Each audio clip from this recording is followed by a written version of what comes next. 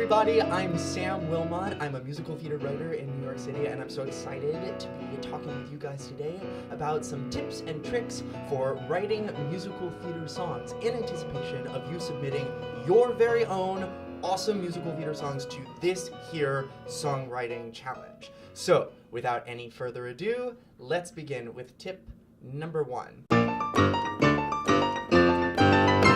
Tip number 1 is make sure that your song is coming from a character's point of view. How do we achieve that?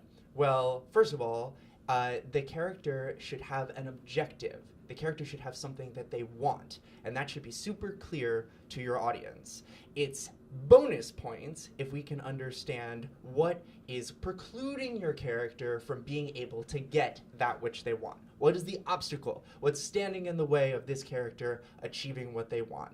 So for example, not to quote my own work or anything, but I've written a song with a lyricist named Marcus Stevens from a show called Yo Vikings, which is about a little girl who wants to be a Viking, but the problem is she's a little 10-year-old girl who lives in Swarthmore, Pennsylvania. So she sings a song called Emma the Red, part of which goes like this. Fearless and defiant, with a helmet on my head, I'll face any giant, and he'll quiver and shiver with dread.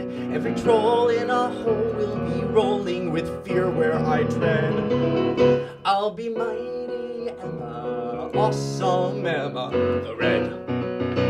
So see, she's got this thing that she wants. She wants to be Emma the Red, but she's got the enthusiasm for it, the spunk for it, but the problem is she's 10 and nobody understands her. So there's sort of a macro conflict to a very specific agenda objective.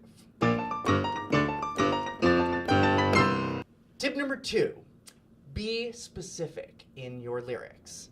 What does that mean?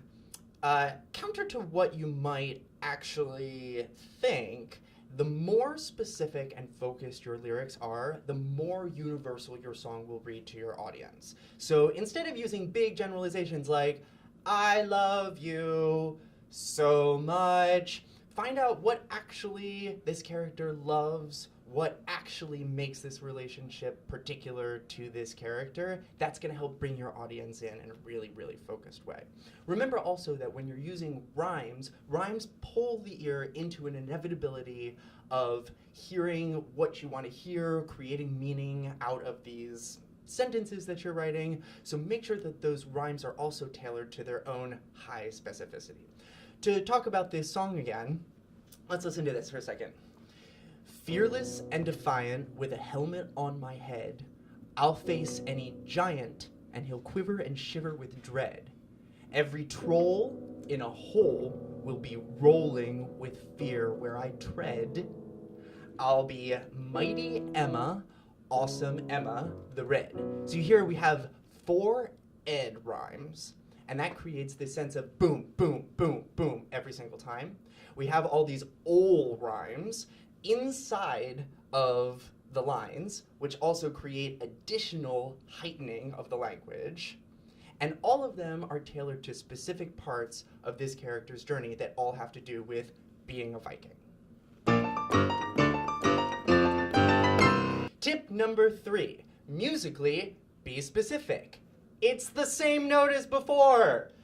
The point of the note is, what can your music be contributing to your storytelling that is unique from what your lyrics are saying?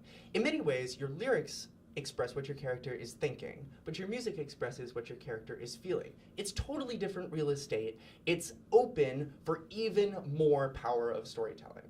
To use Emma the Red, again, as an example, the choice was to create a fusion between the sounds of what Viking sound might be like, and also what sort of a 90s Alan Menken-y childlike wonderment might sound like. So how do we accomplish that? We take this sort of a drone sound, so we don't change the chord at all.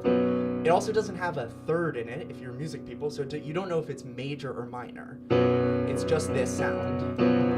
And it also has a flat 7, which gives it this really kind of modal sound to it.